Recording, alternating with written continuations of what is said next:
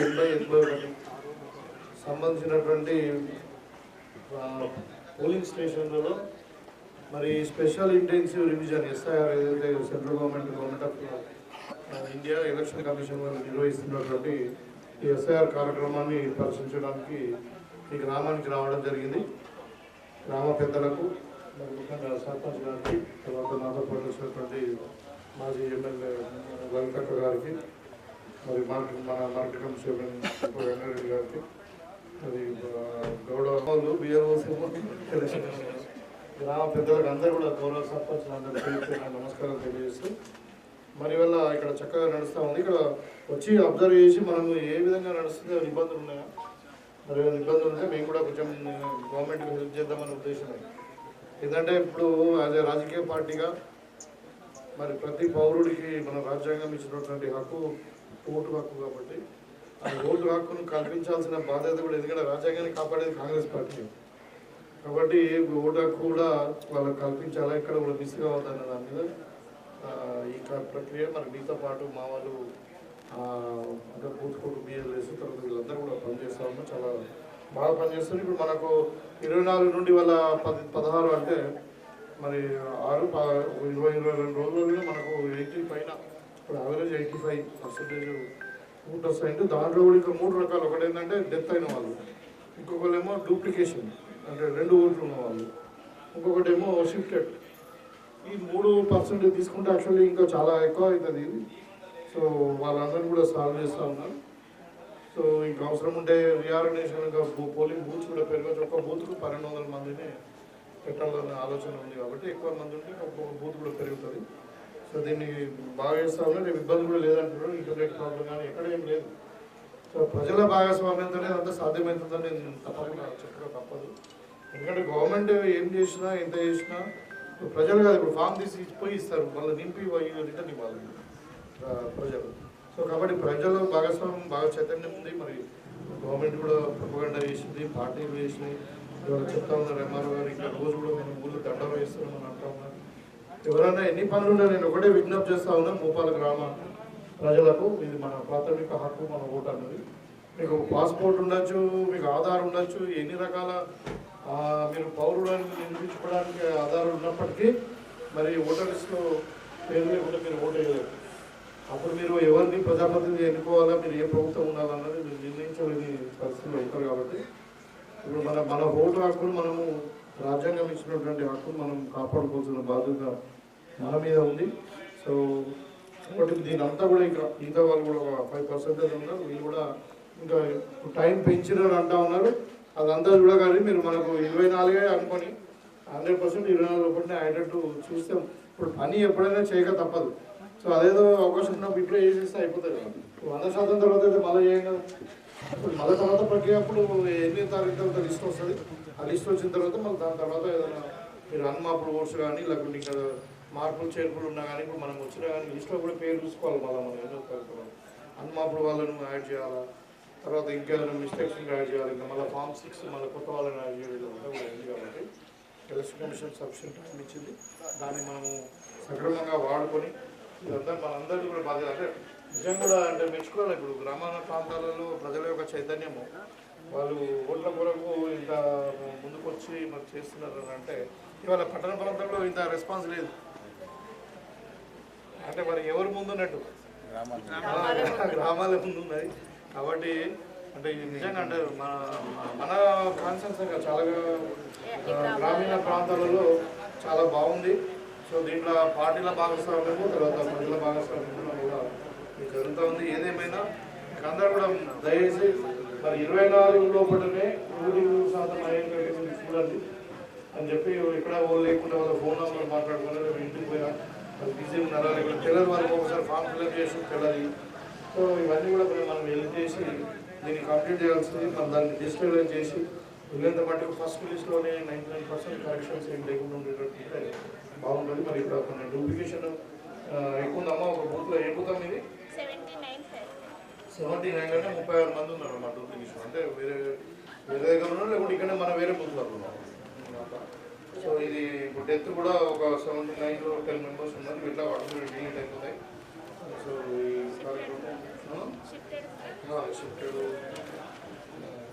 Shifted వాళ్ళని కూడా నేను ఏమంటున్నానంటే మన గ్రామస్తులే కదా, మీకు ఒక సలహా ఏంటంటే ఇప్పుడు హైదరాబాద్లో ఒక ఉంటుంది, మనకి ఇక్కడ ఉంటుంది. మన గ్రామస్తులు నేను రిక్వెస్ట్ చేస్తానంటే మన గ్రామంలో ఓటు పెట్టుకోమని, పుట్టిన జాగా ఎందుకు మర్చిపోడు. అట్లా హైదరాబాద్లో మనం భద్రతం చేస్తాం అది, కానీ మన జాగాలో మనము ముప్పాలలో ఓటున్నదంటే అది వేరే ఉంటుంది కదా, చాలా వేరు, మరి ఆ వాల్యూ ఉంటుంది. అదే అనుకున్నాను. అందుకని హైదరాబాద్ కూడా అదే ఇక మన ఎప్పుడైనా కానీ ముప్పాలని అంటారు, కానీ ఇప్పుడు నేనే ఉన్నాను. ఎగ్జాంపుల్ జలాల్పూర్లో నేను 30 ఏళ్ళు అయింది ఉన్నాను, స్టూడెంట్ లైఫ్ నుండి ఉంటాను. కానీ మా ఊరు అంటే జలాల్పూర్ అని చెప్తాను. నా ఊరు అది మన పుట్టిన జాగాను మర్చిపోతుంటారు.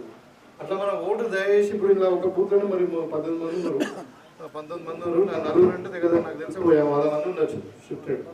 సో వాళ్ళకు ఏమంటారంటే లోకల్ గ్రామంలో ఓటింగ్ పెట్టుకున్నట్టు మీరు అందరూ మీ ఫ్రెండ్స్ ఉంటారు, మీ బంధువులు ఉంటారు, కుటుంబ సభ్యులు ఉంటారు, వాళ్ళందరినీ కూడా ప్రోత్సాహం చేసి మొబైల్లో ఓట్లు వేయించండి. సరే, ఇంకా ఏమైనా ఉంటే మీరు మాట్లాడదంటే ఓపెన్గా మాట్లాడు. మీరు మీ సమస్య ఏమైనా ఉంటే వింది గ్రామస్తులు కూడా భోపాల్ అంటే ఏంది, ఇది చాలా ప్రోగ్రెసివ్ విలేజ్ అర్థమైందా. ఎందుకంటే నాకు తెలంగాణ ఉద్యమం నుండి ఈ గ్రామాలకు అనుబంధం.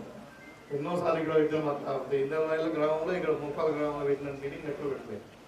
ఎందుకంటే ఇక్కడ రాజకీయ చైతన్యం ఎక్కువ ఈ గ్రామంలో. ప్రశ్నించే తత్వము లేకుండా హక్కుల గురించి మాట్లాడే ఇవన్నీ, అదే మన హక్కులు కాపాడుకోవడం కూడా బాధ్యతనే మరి. లేకపోతే అందుకని ఇవన్నీ కూడా అంటే ఈ గ్రామంలో ఉన్నాయి. చాలా చైతన్యమైన గ్రామం, చక్కటి గ్రామం. సో అందరూ కూడా ప్రత్యేకంగా అభినందిస్తూ మరి మన కవిత మన లలితక్క గారు కూడా ఇప్పుడు పిసిసి నుండి ఈ ప్రక్రియను అబ్జర్వ్ వచ్చారు. నేను కూడా ఎమ్మెల్యేగా ఉన్నప్పుడు ఈ గ్రామస్తులు కూడా నాకు ఓటు ఎక్కువ శాతం వేసింది కాబట్టి మన రూరల్ కాన్స్టిట్యున్సీ అందరికీ ధన్యవాదాలు చెప్తున్నాను. ముఖ్యంగా ఈ రాజ్యాంగబద్ధంగా వచ్చిన మన ఓటు హక్కులు తప్పకుండా మనం అందరము ప్రతి ఏ గ్రామంలో ఉంటే ఆ గ్రామంలో వినియోగించుకోవాలి. ఎందుకంటే ఇది మంచి సమయం. 2002లో ఎక్కడున్న ఓటు ఇప్పుడు మన గ్రామంలో స్వయాన మన గ్రామంలో పెట్టుకుంటే బాగుంటుంది. ఎందుకంటే మళ్ళీ ఈ ఛాన్స్ ఎప్పుడు రాదు. ఎందుకంటే ఇది ఏదైనా మన ఎలక్షన్ కార్డు కానీ ఏదైనా టైఅప్ ఉంటుంది కాబట్టి మరి ఏదన్నా వచ్చేటి దీని ద్వారానే వస్తాయి కాబట్టి గ్రామంలో ప్రతి గ్రామంలో వినియోగించుకుంటున్నారు. ఎక్కువ శాతము మన గ్రామాలలోనే ఉంది. ఎందుకంటే టౌన్లో కూడా నేను తిరుగుతున్నా కానీ ఇంత పర్సెంటేజ్ కాలేదు. ఎందుకంటే ఓటు హక్కు చాలా వృద్ధులైనా కానీ వాళ్ళు పోయి ఓటు వినియోగించుకుంటారు. ఇంకా ఎడ్యుకేటెడ్స్ ఇంకా కొన్ని మాకు ఏమొస్తుంది అది ఇదని అనుకుంటారు, కానీ ఇది చాలా ఇంపార్టెంట్. తప్పకుండా మీకు ఈ గ్రామంలో ఇది అందరూ చెప్పే విధంగా ఏమంటారు అవగాహన చేసి వాళ్ళకు తప్పకుండా పెట్టి ఇవ్వాలి. ఎందుకంటే 24 అనుకోండి, 24 డేటే లాస్ట్ అనుకొని ఇది చేసేసుకోవాలి ప్రక్రియ. ఎందుకంటే ఇప్పుడు 85% అయింది, ఇంకా కొంచెం పర్సెంటేజ్ పెరుగుతుంది మనకి ఎట్లాగే. ఎందుకంటే డిలేట్ అయిన వాళ్ళే కానీ మరి చనిపోయిన డెత్ అయిన వాళ్ళే కానివ్వండి, మళ్ళీ ట్రాన్స్ఫర్ అయిన వాళ్ళే కానీ ఇవన్నీ పోయిన తర్వాత కూడా మనకి ఇంకా పెరిగే అవకాశం ఉంటుంది. అన్నిటికీ బాగుంటుంది అనేసి సదవుగా నేను తెలియజేస్తాను.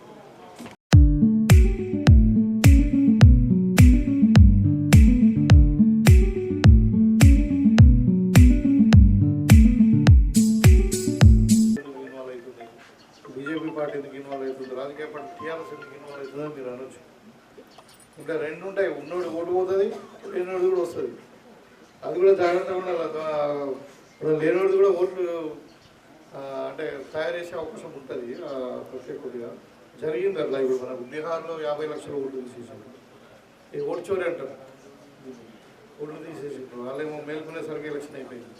అదే బెంగాల్లో కొంచెం మేల్కొన్నారు, ఓటు పోయేసరికి ఏమైంది, అప్పుడు ఎలక్షన్ అయిపోయింది. కానీ తెలిసింది అట్లీస్ట్ బెంగాల్లో 93 లక్షల ఓట్లను తీసేసింది. అంటే 2002 లిస్టు తీసుకొని వాళ్ళ బ్యాక్గ్రౌండ్ లేక అన్మాపుడు ఓట్ల కింద, అన్మాపుడు అంటే 2002లో ఓటర్ లిస్టులో లేరు, తర్వాత ఓటర్ లిస్టులో ఉన్నారు కానీ వాళ్ళ బ్యాక్గ్రౌండ్ ఏందో తెలుస్తారు. ఇప్పుడు మన దగ్గర ఒక తమిళనాడుకి ఒక ఓటు ఒక వచ్చింది 20 ఏళ్ళ కింద అనుకున్నాం. ఇప్పుడు ఏమైందో అంటే మనకు 2002 కంటే ముందు రాహుల్ గాంధీ రాజీవ్ గాంధీ గారు ప్రధానమంత్రి అయిన తర్వాత ఓటు హక్కును 21 సంవత్సరం నుండి 18 ఏళ్ళకి మార్చింది. అప్పుడు దేశవ్యాప్తంగా ఇది అయింది, రివిజన్ అయింది. అయితే ఇప్పుడు ఈ 18 సంవత్సరాలు నిండని వాళ్ళకి అప్పుడు ఓటు లేదు, ఏది 2002లో. సో ఇప్పుడు 2002కు ఇప్పుడు 24 ఎంత అయింది, 26కు ఇవి 24 ఏళ్ళు. ఈ 24 ఏళ్ళు 18 ఏళ్ళు అంటే 42 ఏళ్ళ కంటే తక్కువ వయసులో వాళ్ళకు కూడా ఓటు ఉండదు అట్లా 2002లో. సో ఇప్పుడు దాంట్లో బ్యాక్గ్రౌండ్ లేదనుకో, ఇప్పుడు ఓటు హక్కు ఉంది కానీ మన బ్యాక్గ్రౌండ్ తమిళనాడు నుండో లేకుంటే ఇంకా ఆంధ్ర నుండో ఎవరో ఒక జనరేషన్ బ్యాక్ వాళ్ళ ఫాదర్ వచ్చిండు, ఈయన ఇక్కడ ఓటర్గా ఉన్నాడు, ఆయనకు ఆంధ్రలో ఎక్కడ ఉన్నాడో తెలియదు. సో అలాంటి ఓటర్స్కు మనము అన్మాపుల్ ఓట్స్ అంటారు, వాళ్ళందరూ కూడా వాళ్ళకు ఒక 8 నుండి 10 ఐడెంటిఫికేషన్ ఉన్నాయి వాళ్ళకి. ఇప్పుడు ఆధార్ కార్డు కానీ లేకుంటే అక్కడ బర్త్ సర్టిఫికేట్ కానీ ఇంకేదన్నా అవన్నీ ప్రొడ్యూస్ చేయాల్సి ఉంటుంది. అట్లా లేవని చెప్పి ప్రభుత్వం అప్పుడు అక్కడ ఏం చేసిందంటే బెంగాల్లో 93 లక్షల ఓటర్లు తీసేసింది. తీసేస్తే 100 పైన ఏం చేసింది, కోర్టు పోయింది. ఇదంతా అన్యాయము, ఓట్లు ఉన్నోళ్ళు కూడా తీసేసారు కావాలని. మరి ఆ సర్టిఫికేట్ ఈ సర్టిఫికేట్ అని అడిగి తీసేసారు అంటే కోర్టు ద్వారా తేలింది ఏంటంటే 100లో 61% మంది ఓట్లు కావాలనే తీసేసారు. 93 లక్షలలో 60 లక్షల ఓట్లు ఉన్నారు వాళ్ళు ఓటర్స్, కానీ వీళ్ళు భారతీయులు కాదనో లేకుంటే ఇంకేదో వాళ్ళ అడ్రస్ లేదనో లేక ఇంకేదో లేదనో కారణంతో తీసేసారు అట్లా అన్నట్టు. అయితే దాంతో 33 లక్షల మంది నిజంగానే వాళ్ళు ఓటర్స్ కాదు.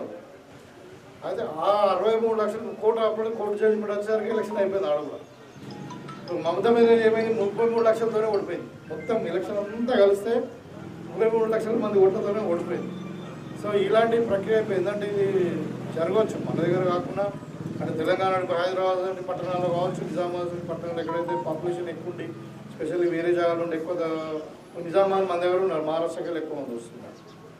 అంటే అట్లా కొంచెం అక్కడ వచ్చి సెటిల్ అయిన ఉన్నారు, కొంతమంది బ్యాక్గ్రౌండ్ తెలక అట్లా అవన్నీ కూడా ఈ ప్రక్రియలు కొంచెం అవకతవకలు జరిగే అవకాశం ఉన్నది. కాబట్టి మనం అలర్ట్గా ఉండాలా.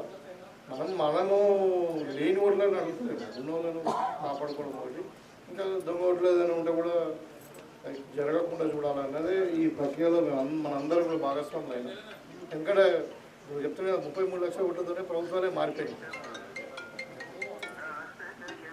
అంటే అంటే ఇప్పుడు వాళ్ళ దగ్గర 290 అసెంబ్లీ కాన్సెన్స్ 33 లక్షలు అంటే ఎంత, 1200 కూడా కాదు, 1200కు ఒక ఎమ్మెల్యే ఎగిరిపోయింది అట్లా అలా. సో ఈ విధంగా ఈ ప్రక్రియ ద్వారా అంటే కొన్ని సమస్యలు కూడా మన భవిష్యత్తులో వచ్చే అవకాశం ఉంది. కాబట్టి దీన్ని అలర్ట్గా 100% అక్యురేట్గా ఉండాలన్నదే లక్ష్యంతో మనం కూడా ప్రభుత్వం చేసే పనిలో ఇప్పుడు ఏమైందంటే ఇప్పుడు ఎలక్షన్ కమిషన్ ఆఫ్ ఇండియా, తర్వాత రిజర్వ్ బ్యాంక్ ఆఫ్ ఇండియా, తర్వాత సుప్రీంకోర్టు, ఈ రాజ్యాంగబద్ధమైన సంస్థలు ఉంటాయి. పార్లమెంటే కాదు, పార్లమెంటుకు ఉన్న హక్కులే కాకుండా ఇంకా ఈ ప్రజాస్వామ్యంలో ఇంకా చాలామందికి కూడా ఇండిపెండెంట్ హక్కులు ఉంటాయి. కొన్ని కాన్స్టిట్యూషనల్ బాడీస్ అంటారు, వాళ్ళు సొంత నిర్ణయాలు తీసుకోవచ్చుకోండి, వాళ్ళకు కొన్ని హక్కులు ఉంటాయి. ఎలక్షన్ కమిషన్ ఆఫ్ ఇండియాకు, రిజర్వ్ బ్యాంక్ ఆఫ్ ఇండియాకు, సుప్రీంకోర్టుకు కొన్ని నిర్ణయాలు తీసుకునే హక్కులు ఉంటాయి. అవన్నీ కూడా ఇప్పుడు ఏంటంటే కేంద్ర ప్రభుత్వం చేతిలో కీలుబొమ్మలాగా మారినటువంటి పరిస్థితి.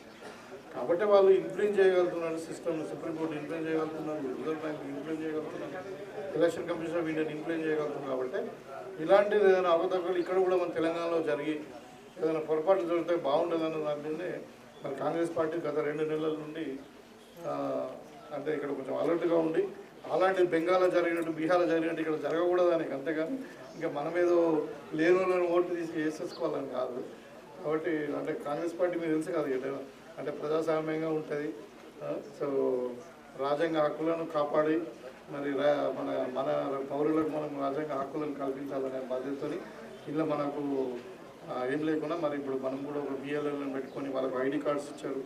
సో ఇప్పుడు బిఎల్ఏల యొక్క రోల్ ఎట్లా ఉంటుందంటే ఎంత పెద్దదంటే నిజంగా ఇప్పుడు నేను ఓటు ఎన్రోల్మెంట్ చేసుకోవాలంటే బిఎల్ఏ దగ్గరికి ఇలా ఫామ్ నేను డైరెక్ట్ చేసుకోవద్దు రాదు, ఏదో ఫామ్ 6 అంటే సరే ఆన్లైన్ చేసుకోవచ్చు. కానీ ఇప్పుడు ఎన్రోల్మెంట్ ఇది మొత్తం మేము చేసుకోవాలి. బిఎల్ఏ అనేది చాలా పెద్ద అంటే మంచి అదేమంటారు దాని యూనిక్ పోస్ట్ అది. దానికి అందుకని మనం అఫీషియల్గా గవర్నమెంట్ ద్వారా మనం ఐడీస్ ఇచ్చినాం.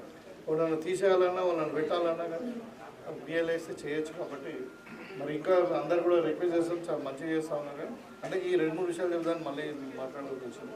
సో ఈ ఉన్న కంప్లీట్గా 100% అయినా కూడా అందరూ కూడా అలర్ట్గా ఉంది. మరి ఈ ప్రక్రియను మనం కేంద్ర ప్రభుత్వం తీసుకున్న ప్రక్రియను మనం సక్రమంగా జరిగేటట్టు చూడాలి. అట్లా అధికారులు అందరూ కూడా పనిచేస్తూ ఉన్నారు. ఇప్పుడు ఎంఆర్ఓ కానీ ఎంపీడీఓ గారు కానీ ఆర్డీఓ గారు అయితే మొత్తుకుంటున్నారు, రాత్రి 12 అవుతుంది సార్ నిద్ర సరిపోతలేదు అంటున్నారు. ఎందుకంటే ఇది కాన్స్టిట్యూషనల్ బాడీ కాబట్టి టైం మన రాష్ట్ర ప్రభుత్వం లాగా ఉండదు, ఇలా కాబట్టి రేపు చేద్దాం అనేది ఉండదు.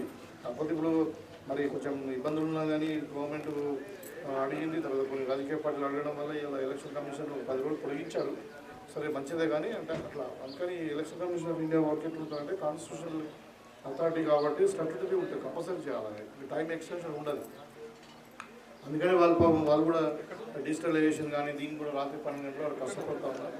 దానికి మనం ప్రజలందరూ కూడా సహకరించాలి. ఇప్పుడు మెజారిటీ 90% వర్క్ అయిపోయింది, ఇంకొక 10% ఉంది, దాన్ని కూడా మనం కంప్లీట్ అయ్యేంత వరకు సహకరించాలని చెప్పి కోరుతా ఉన్నాం. ఇక కొంచెం వర్షాభావ పరిస్థితి ఉంది, రైతులు కూడా ఖాళీగానే ఉన్నారు.